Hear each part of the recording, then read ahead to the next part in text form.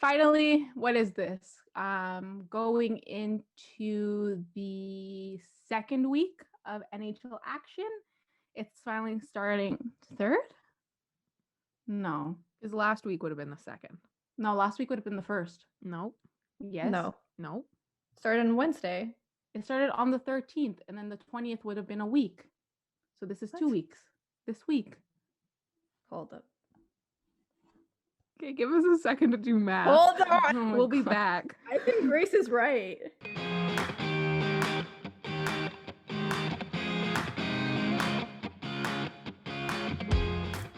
The Wraparound with Grace, Alessia, and Maryuri. It's going to be 4 weeks. It's going to be 2 weeks of play. Okay? So let's just move over this little hump. Little bump. Guys, please. You guys frustrate me sometimes. Hey, wait, do you remember the Black Eyed Peas songs? No, we're not doing this. No, we're not doing this. Please. No. If I don't stop this now, no, we're not going to do my humps, okay? Thank you. I already know what you're going. We can't sing it. No. Why not? We're not I not think it would make musically blessed. a really good IGTV video. All I can do is exhale at this part. We can Photoshop ourselves onto different members of the Black Eyed Peas. No, thank you. If you do that, I will sue you for defamation of character. What? You don't want to be Fergie? So I'm just going to start right into it, or else we'll never stop and we'll never move on. It's going to be forever. So I'm just going to hop on right in, and we're going to talk about the Washington Capitals, because it seems as though we speak about them quite a lot. And it's also kind of been our theme. Then we also speak quite a lot about COVID-19 protocols. What else is there to talk about? So just a quick little news recap. I'm sure most of you guys have heard, but if you have not, the Washington Capitals were given a fine and are now out of the 4 top players. So they were fined $100,000, and they had 4 players put on the unavailable list after breaking the NHL's COVID-19 rules. Captain Alex Ovechkin, centerman Evgeny Kuznetsov, starting goalie Ilya Samsonov, and defenseman Dmitry Orlov will all miss at least 4 games after they all hung out in a hotel room together unmasked. How lovely. So head coach Peter Laviolette revealed that there was a positive test result, which led to the contract tracing. So now they're going to have to do quite a bit of rearranging to make up for these 4 very big losses, because it is quite a significant loss. You lose pretty much every good player. I mean, all the Capitals have a lot of good players, but these are your top players. So, and I just wanted to include this very small blurb from Brad Marchand. And I don't agree with Brad Marchand quite often. And I don't really speak about him too much, because we all know about the Leafs and the Bruins and how much people just, love Brad Marchand. But he said, I think it just comes down to having respect for one another. You can easily hurt your team by breaking the rules and potentially getting it and having to quarantine. It's pretty simple to follow the rules. If you get it by chance, it is what it is. It's almost inevitable. But if you're going to put yourself in a situation, that's on you. Not gonna lie, I kind of agree. I mean, it's true words. I don't know. He's not wrong. That. No, and it's 100% on them, and not taking the proper precautions when they know that they can and they have to, and they eventually just put everybody at risk. Not only their teammates, but anybody they're playing up against, their family members. It's kind of irresponsible at this point after so many things have gone on, so many things have happened. The NHL put out that ad on TV about how their players wear masks, so you should too. This is not very, fitting for that. I don't know if you guys saw it, but I think it was Ovechkin's wife who put out a scathing Instagram post. Yes. She was very upset, and rightfully so. But Yes. at the same time, if you're going to play devil's advocate, these guys shove each other around on the ice and on the bench every night. So it was a lapse in judgment. They faced consequences, which was right. I was thinking about that too, because I obviously saw that, and I was like, I mean, that's a good point, a fair point, because they're sharing the dressing room. They might wear masks afterwards, but still, you're still in that very sweaty environment where you guys are close to one another on the bench. There's respiratory droplets everywhere. Everywhere. It's just covered. I mean, like Brad Marchand said, a mistake like this, like you can seriously hurt your team, especially with the Capitals having 4 key players out in a condensed schedule. It's really going to hurt them. I don't think they understand how it's going to hurt them until they start getting closer to that kind of playoff type of games, like those playoff type games. The team pulled up players. It was Craig Anderson, Jonas Siegenthaler. I learned how to say his name for this. Yeah, we went through this a long time ago. Yeah, we did. We spent 30 minutes on it. And Connor Sheary. And also rookie Connor McMichael, who made his NHL debut the other night. And he missed training camp with the Capitals this year because of the World Juniors. Yeah. So this is his first real experience with the team. And it's his NHL debut. So I think that's cool. Yeah, and if you guys saw that picture that his mom posted of him, it was so sweet in the Capitals jersey. That's always nice to see. His dreams coming true, playing for the team that he obviously has loved since he was a little kid. It sucks that they're out these 4 players, but it obviously gives other players the opportunity to kind of come up and shine through and show the Capitals what they've got. I did laugh a little bit though, because Capitals PR tweeted this really random fact, and it's that Connor McMichael is the 38th youngest Capital in history to make his debut. So if you needed that fact in your brain, there it is. 38. Very significant. Nice yes. I was gonna say. So important. In some better news and some happier news and something that I think we're all really excited to talk about and have some fun with. And I think it's time that we speak about some women's hockey on this podcast, because we don't do it enough, but we promise we'll try more. But we're going to start with the NWHL and their 2021 season. So the league's 6 teams are set to play 2 weeks of games set in a bubble environment in Lake Placid, New York. Each team will play 7 games to decide which 4 advance to the semifinals. The semis and final are set to air on NBCSN early February, making it the first time women's pro hockey will be shown nationwide. I think that's really cool. And I tweeted about this yesterday, where the Sportsnet was playing NWHL highlights from the tournament that day. But that was really cool to see, because I was just kind of wandering around with the show on in the background, and I was like, wait a minute, that's women's hockey. Wow. But with the NWHL, you can stream their games on Twitch, and you can watch for free, which is awesome. Or if you want to support the team, you can buy or gift a subscription. And I think Alessia has more to say about that. Yeah, I was just going to add to what Grace said, that, small things like buying a hoodie, getting on Twitch and watching the games, it'll make such a big impact, and it'll definitely grow the game. So if you don't have anything else to do, you're bored, Saturday night, Sunday night, not too sure, get on Twitch and watch a game. It's exciting hockey to watch, and you're really missing out if you're not watching. Exactly. And it's nice to see that NBCSN is going to air the semis and the final. It's nice that they've taken the initiative to actually put those games on a really big broadcast. I'm definitely going to tune in if I can. I don't know when the dates are, but hopefully I will be able to. And it'll be fun to actually talk maybe about women's hockey and talk about the semis and talk about the finals, and finally have more of the women's sport be shown on TV, because obviously it's definitely not shown enough. Here are some fun facts, or some facts to know about the NWHL. I always feel like I'm going to mess it up, so I'm saying it very slowly. So it's not affiliated with the NHL. The league operates 4 out of the 6 franchises, so Buffalo, Connecticut, the Metropolitan, and Minnesota. Meanwhile, both Boston and Toronto have private ownership. Most of the US and Canada's best players are part of the PWHPA, which is the Professional Women's Hockey Players Association, an organization which was formed after the CWHL folded in 2019, because we all know due to financial issues and so on. Most of the leagues, or most of the national team's best players, are in the PWHPA, but former players and some national team players, women who play really well in college, are on this team. And I have it written down as a note here because I needed to get this right, that there's like a pick a side argument when it comes to the NWHL and the PWHPA.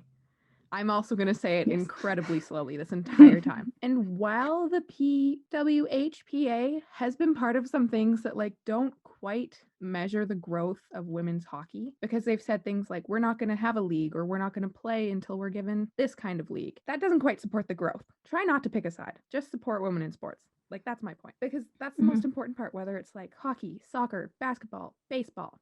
Doesn't matter what it is. You need to support the fact that women's sports are just as equal as men's. So it doesn't matter what's going on in either association, either league. Just support women in sports and watch these games. Buy a Twitch subscription if you can. Buy a hoodie. Do whatever you need to do. Just support either of these leagues because it's going towards a great cause in the end. I think you said it perfectly. Yeah, that's all. Exactly. Yeah, and like you said, the NWHL is a little different from the PHWPA. Look at us nailing these acronyms.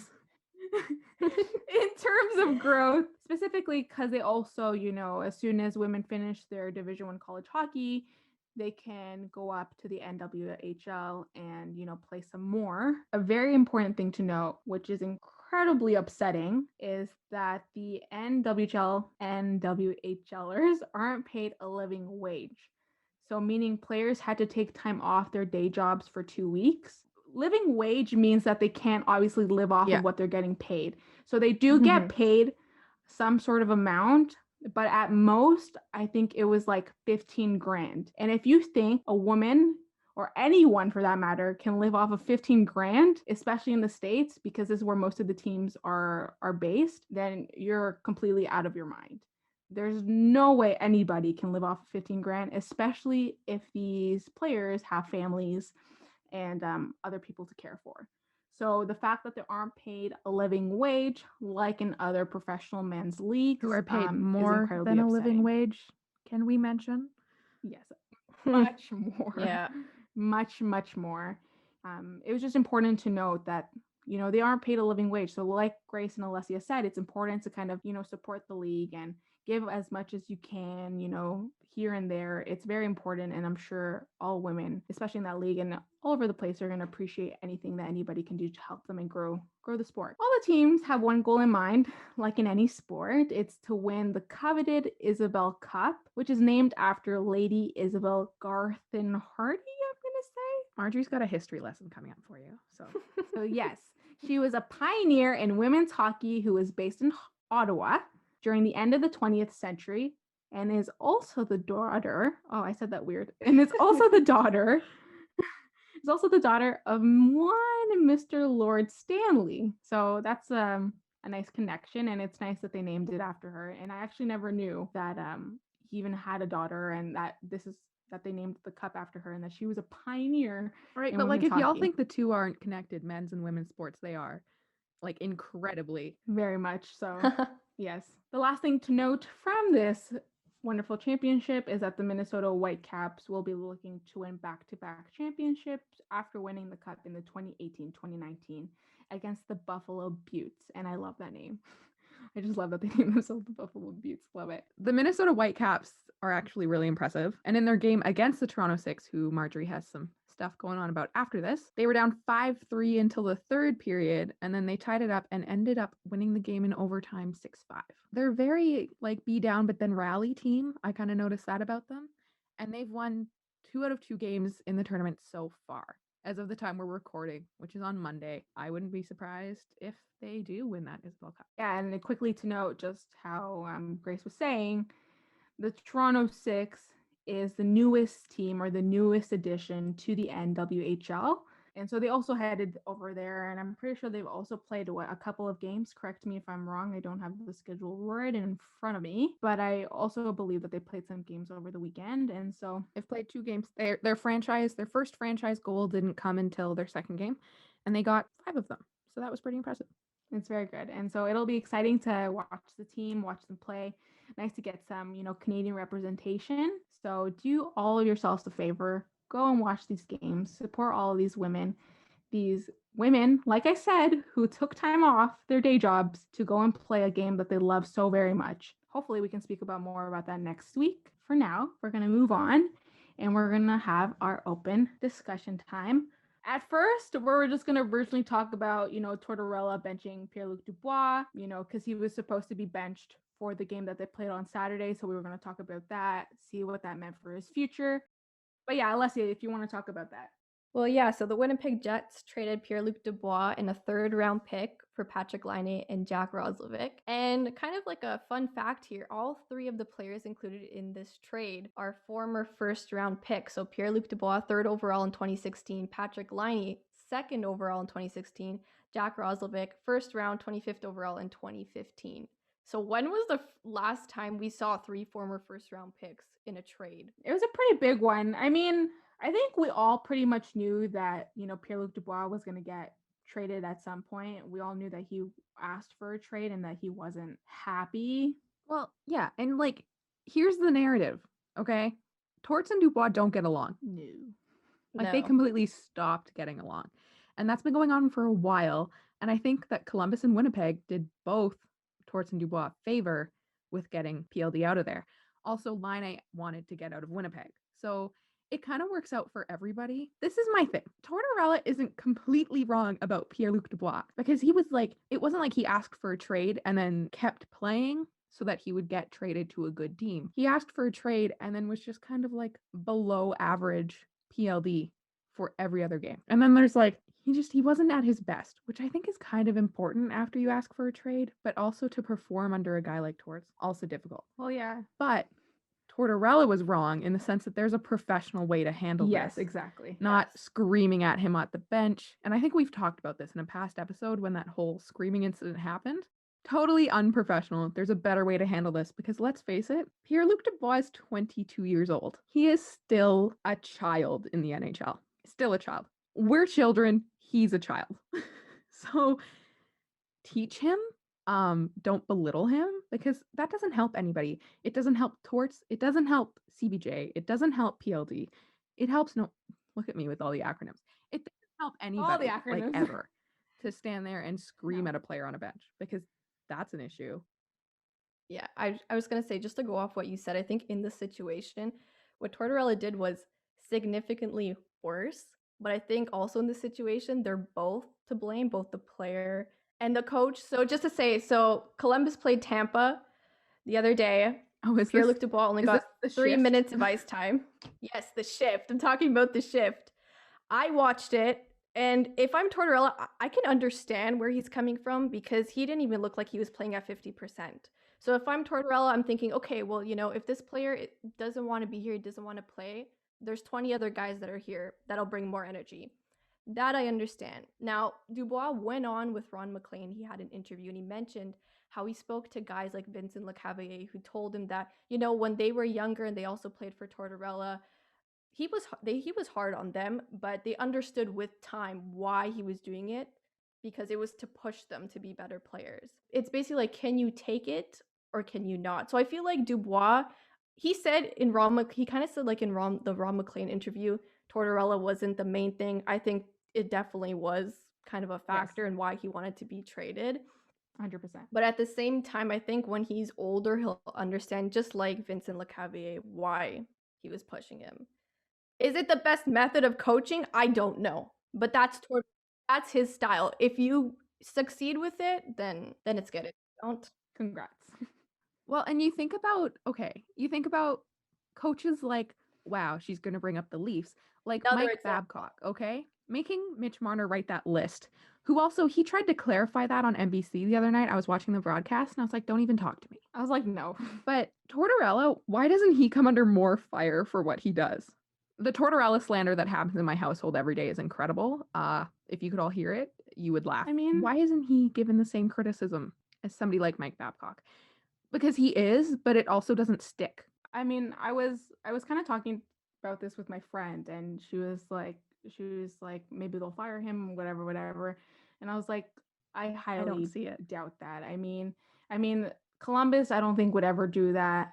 And also, I feel like the league kind of likes having a character like that. A little drama, a little spice. And likes having drama and likes having someone speak a little differently and have a different personality. And, there's a sea of all these hockey players who all talk the same, who all act the same in interviews. I don't know them in their personal life, whatever. But in terms of media and, media personalities, they're not really the best. So when it comes to certain coaches and certain players, which we've had certain players act like the way Tortorella does, I think the league just likes having people like that around. It spices things up and it puts them out into news outlets and sports news outlets and has the league and certain teams talk about. Oh yeah, and let's be real, the NHL is just one giant reality show for sports fans. Exactly. And also, I think there's like very few coaches who kind of say things like straight up, like what they're thinking on their minds, instead of using a bunch of cliches, like the same cliches we hear every single game. So that's probably another reason why Tortorella, I guess, is kind of liked around the league. You should all go listen to Pierre-Luc Dubois' interview with Ron MacLean instead of listening to us paraphrase it for the next 30 minutes, because he was really well spoken and did himself justice more than we could ever do. Oh yeah. So definitely go listen to that. It's like 6 minutes long. It's not that long. But it's a really good interview with Pierre-Luc Dubois. And I think you kind of get more of an inside look at the situation from that. Maybe pick his brain from his perspective and his demeanor and see I what think he's like. To sum it all up, they're both wrong. Okay, besides the fact, I want to ask you guys, the coveted question, who won this trade? Neither. It's hard to tell right now. Okay, that's what I was gonna say. That's the thing, because like we don't have an immediate tell of if they're gonna perform better, because they both have to quarantine for 14 days. Also, Liney's they're gonna miss injured. Also that. Yes. So just from that point of view, Winnipeg won because they'll get their player sooner. If Columbus can find a way to sign Laine to a contract this season or when the season ends, then I think Columbus might have the upper hand. Honestly, only time would tell. The irony is that they both wanted to leave because they were in quote unquote small markets and they wanted to leave and play in bigger markets. And they just get traded to the smaller market. And they just got exactly what they were in before. But I was reading somewhere that apparently Dubois' father lives in Winnipeg, so it might not be completely awful for him in Winnipeg. I'm not saying Winnipeg's awful. I'm just saying if he wanted to be in a bigger market but he's in a small market now, it might still have some more appeal because his dad is there. But with Laine, it's different because at least he was in a Canadian market. So he had a little bit more exposure, but in the American market, he just might get washed out with every other player that plays there. I was surprised that they included another player in that package. I know that Columbus included a pick, what Alessia said, with him being the 25th overall pick in a first round. That's still a pretty hefty pick. So I'm surprised that they included someone else in that deal, with Patrik Laine obviously being the second overall pick and then him being such an exceptional player. What I understood in terms of the whole situation, Columbus, they wanted like a player, like a key player from Winnipeg or from any team that could compete right now. They weren't really looking for kind of future assets like draft picks. So that's why I see both of those players, like why Columbus, I guess, got them. Yeah, I guess that makes sense. Like Columbus's ask was like a key player. So like the rumors that were going on about like Columbus and Montreal, they wanted Nick Suzuki plus other players. Be like, no, move on to your next team. Thank you very much. Move along. But good job, Mark. As we should. Yes, as we should. So I was just gonna say, we're gonna talk about the removal of faulty pucks with tracking tech. I thought this was interesting because I didn't even know that these pucks had tracking tech. Yeah, this is the thing. I live under a rock and was completely unaware of this until I saw a tweet about it on like Saturday. Yeah. I was like, but also like don't fix something that isn't broken. As in the galvanized rubber pucks without tracking tech is fine. Plus, when you guys were watching a game, when did we ever notice that it was actually even being used? I didn't even know. I think it was to track the speed of shots. I think we should leave that to the All-Star game. So basically, So basically, they introduced the puck in the playoffs in this past season, which I didn't know either. So they decided to continue it for this season, but apparently players, were kind of complaining that they weren't good pucks. I just don't know why they need this information in the first place. But that's it. That's why the Leafs didn't win the cup, was because the pucks were bad. I think it just shows that like technology can be great, but it can also hinder the quality of hockey. 100%. Or of any sport, of any game, anything. And it said that it was to improve or enhance the quality of TV sports broadcasting and sports wagering. Like, okay. Oh, Fox Glow Puck. You're here again. Like, in sports wagering and like sports betting, I see why that information is valuable. But as a viewer of live sports, I don't think I really want that information. But if we didn't even know that they were using it, then what's the point of it? That means that we didn't even pay attention to the information that they were receiving from this tracking tech. So it just goes to show that it's not even useful or valuable, and people are not even paying attention to it. So it makes no sense. Like, I think if you can measure distances on your iPhone, then you can measure how fast a puck goes without having to put stuff in it. Right. And oh my God, this is going to sound very funny, and people might think I'm very dumb. But I've never known how they track the speed of a shot. Well, would you guys care to enlighten me? Well, because like I think it was the tracking tech. Well, but at the All-Star, they kind of have like a. What do you mean, like before then? So let's say the last full season before COVID started, and it would say like, let's say Shea Weber, because he has ridiculous shots, right? It would say Shea Weber shot. Stupid. Was this strong, or this fast, whatever? How did they know that? Are you saying like during the games? Yeah, during regular games. Would it be like a Fox Glow Puck technology? They just don't make the puck glow on TV. What's really funny is that when I'm watching a game and Shea Weber takes a shot, I never hear like the play-by-play guys saying, "This is how fast." It usually comes up under the score bug. It'll pop up and be like, "This is how fast." Yeah, and it's very small and it's very quick. So like, and believe it or not, I only ever see it with Weber. Yeah, which is kind of funny. But I only ever see it with him. I only ever see it with Weber, and that he's a strong man, so of course he's gonna have ridiculous shot strength. But my thing was like, if you're putting, so they have the puck tracking, system. Where do I access this data? Like that, I don't. Okay, well, I googled it. Question. This is from livehealthy.cron.com, reliable source. They use a radar, so it's measured in miles per hour, and the radar can be handheld or placed on the ground on a tripod. See, that's what I was seeing in the All-Star game. It's almost like a tripod. Can you imagine that being your job? You just get to go hold a tripod and measure player shots in the NHL. Well, first off, only Americans are the only ones who don't use the metric system. So how am I supposed to know what it is in miles? I don't want to be like miles to kilometers, please. Is a mile 2.2 kilometers? I think it is. I think it's something like that, but I can't do the math. We're sport media students. We haven't done math in a very long time. On the insecure or not secure NHL.com website, 100% giving my computer a virus to do this. They have an Nhl Hardest Shot App FAQs. So I think you can get an app. Or it should be on the NHL mobile app. I'm sure that the information is somewhere on NHL.com. I'm sure that they publish this information somewhere. They have, you can do it yourself. They have an Nhl Hardest Shot app, and it does it by sound recognition. So it'll take the sound of when you shoot the puck and the sound of when the puck impacts your target, whether it be a net, whatever you're shooting at. Physics. And then they'll just be like... Here it is. Some math, some science. Here's your answer. There you go. We don't do math or science here. No, I was very bad at physics.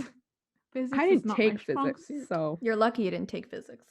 I knew where I was going after high school. I was like, I don't need physics for this. Yeah, me and physics are not friends, and I never want to hear of her ever again. The tracking tech, when I read about it, I just was astonished to see that they actually had it. I think the idea was there. It just wasn't executed properly by the common players. Yes, I completely agree. I forgot to give my credit to where I got all that lovely NWHL information. I got it on thescore.com. So please do not copyright us or sue us for any reason whatsoever. I got that information off of the score. Legal so disclaimer. We are terrified of actually including information in these shows. Don't hurt us. If it makes you feel better, we're not profiting. Yes. Ask anyone in my life, anyone who's known me since I was probably old enough to know what a lawsuit was. I've always had a fear of getting sued.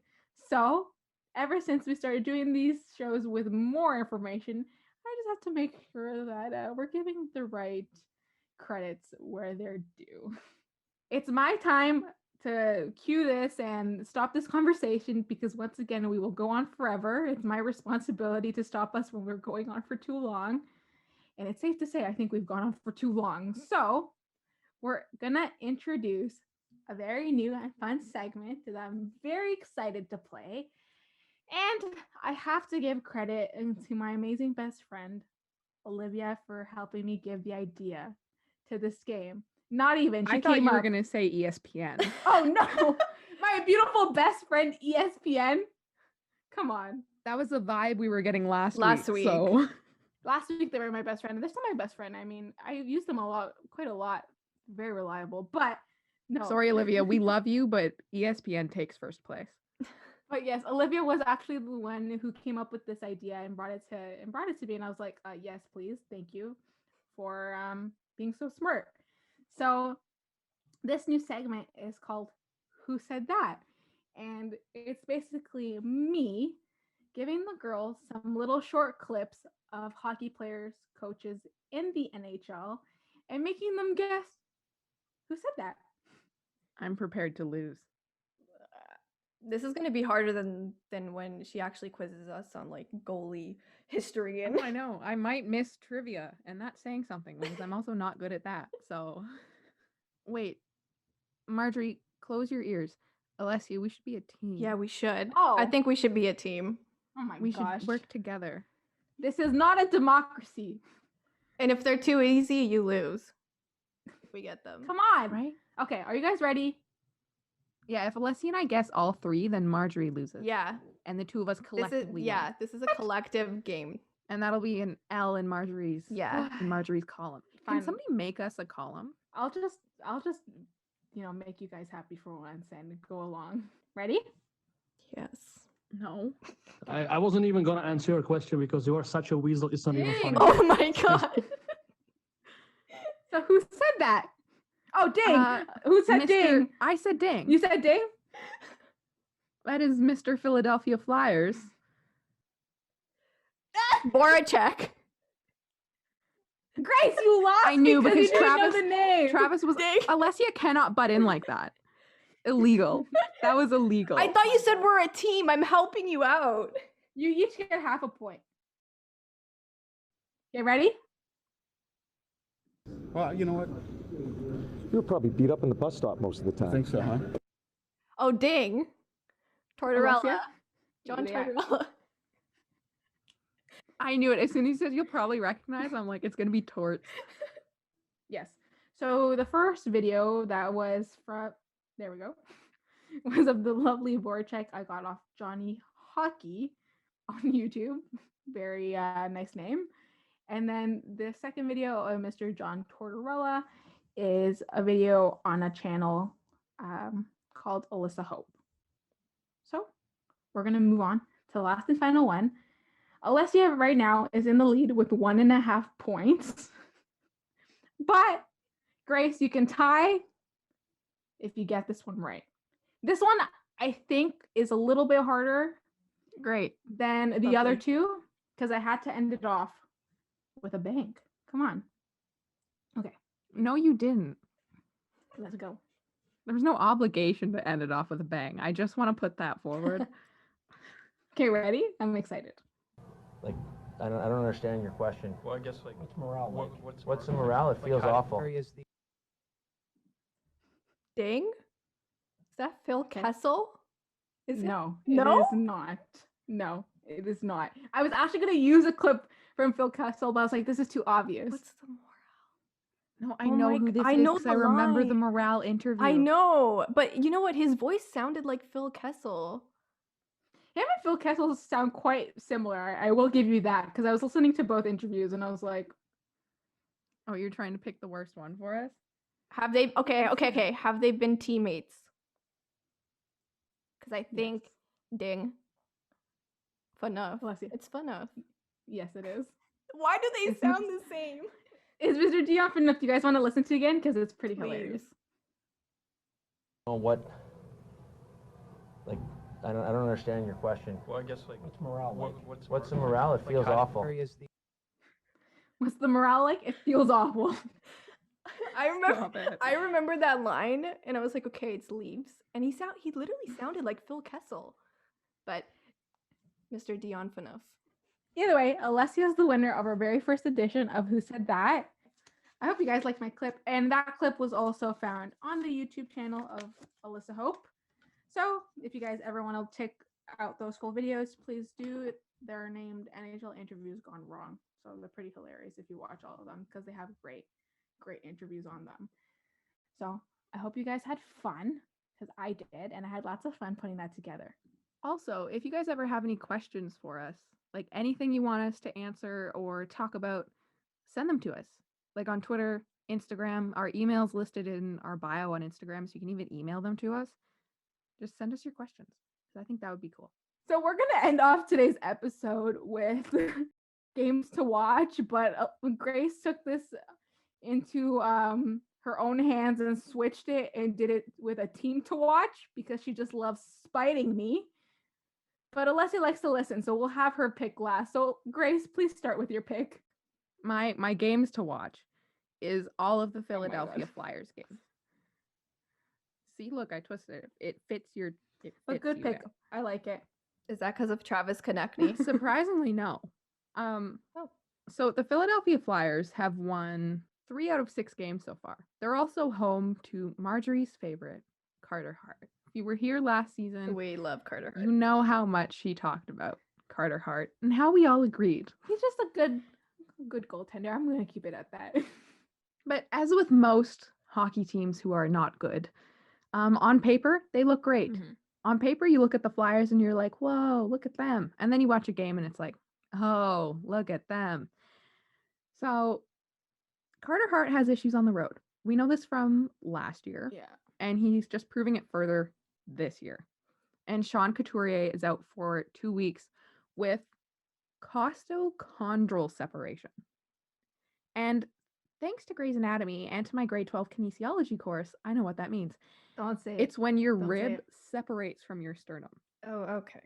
So this middle part, your rib just like comes off of it. Super disgusting. I can imagine that to be incredibly painful. Yeah.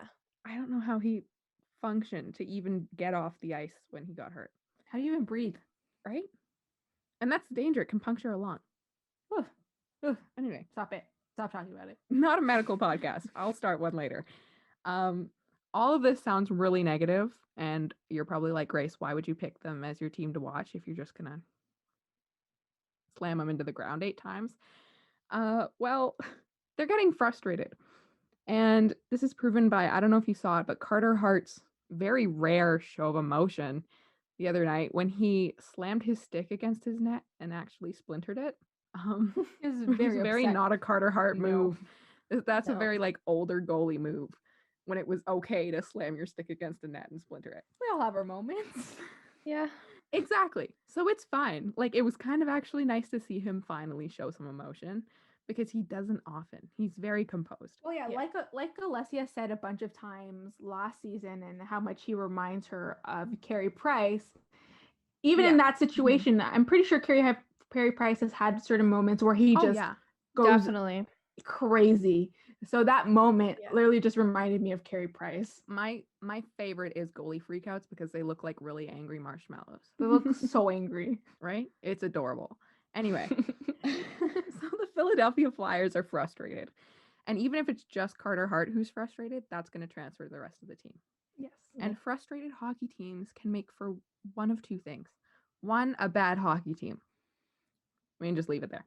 Or 2, which is my personal favorite, the angry vengeful, fantastic, and exciting hockey team that just pummels all of their opponents. I'm hoping for that one. So I'm very excited if we keep an eye on the Flyers games, Marjorie, over the next little while. It might make for some really great hockey.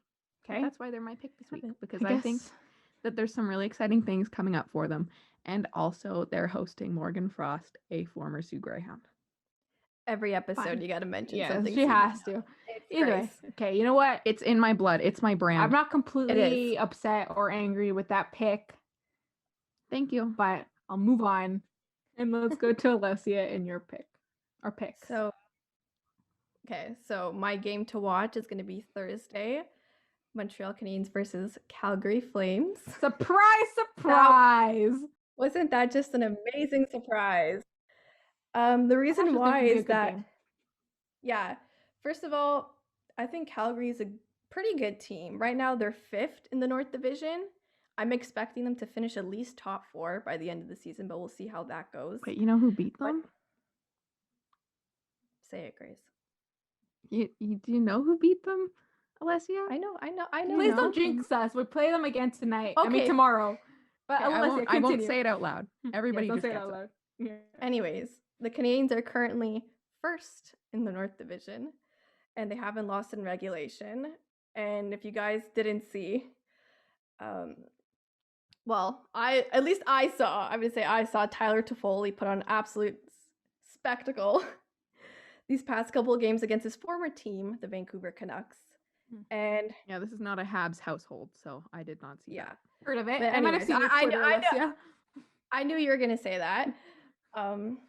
But yeah, I'm just looking forward to the Habs finally being able to play at the Bell Center. Unfortunately, there's no fans, but if there were, it would have been amazing with the team they have this year.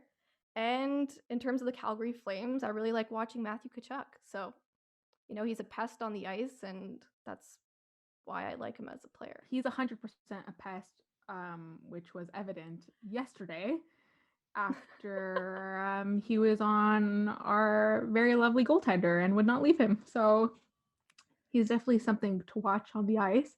But great game. Love that game. That Tyler Toffoli time, was that when I checked my Twitter at like 3 a.m. and saw randomly that you'd posted a couple hours before Tyler Toffoli in all capitals? Oh, I tweeted I love Tyler Toffoli because I think that was the game.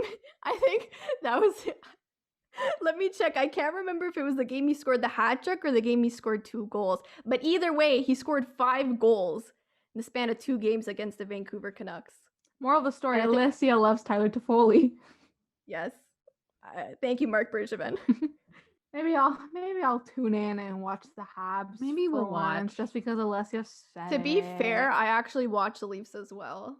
So to know what's going on. So you guys got to step it up. Yeah, I you're don't making me have feel to bad. watch the Habs. I just follow you on Twitter. That's true. That's fair. You're a That's Habs fair. insider. That's Yeah. fair. It's Oh, it's really? the I'm a only, Habs the only insider. information I need. Yeah, I mean, you tell me literally everything that I need to know. I don't even have to look on Twitter. But yeah, thanks guys for listening. It's always a pleasure to speak with my lovely friends, Miss Grace and Miss Alessia.